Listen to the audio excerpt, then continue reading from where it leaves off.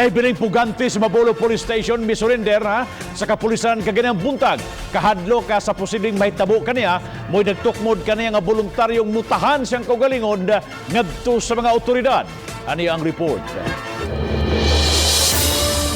Nagtinguha man nga makaangkon og temporaryong kagawasan sa ilahang pag-iskapo apan nagpasulabi ang iyang kahadlok. Hinungdan nga voluntaryong mitahan si Nico Bailoses sa Mabolo Police Station. Kini ilabi na nga nasayra niya nga nakaras sa manhunt operation si Ricardo Ludong alias Badmax nga ilang leader sa pagpuga. Nadakpan usab ang ikatulong nga si Oliver Basak. Sabay lang jud ko nila kay kuan ba nang nasa problema nga kuan nya wala man si problema ni yang murag atraso ra gud ana. Gitugan sa pugante nga natintal siya sa pagkuyog sa pag-iskapo human milampos ang iyang mga kauban sa paggabas sa kabilya nga rihas. Kinira po kining kuan kining kaning resulta karon sa pag-surrender ni Nico is kanang ning reach out ta sa iyang family niya, ang iyang family may nag-convince niya.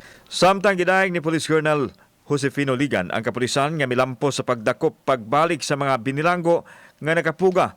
Apan padayon gihapon ang imbestigasyon batok sa mga personnel nga naiskapuhan. I have to commend Police Station 4 through the leadership of Police Station Commander Major Alaras for the eventual recapture of the three escapees, of the two escapees, and one unfortunately died during manhunt operation. Gimando sa opisyal sa tanang mga police station nga susihon ang mga detention facility matag duha ka oras. Kini aron dili na masubli nga adunay makaiskapo.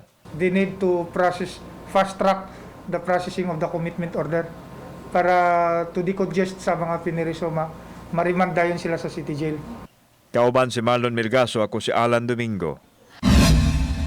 Balitang Bisdak.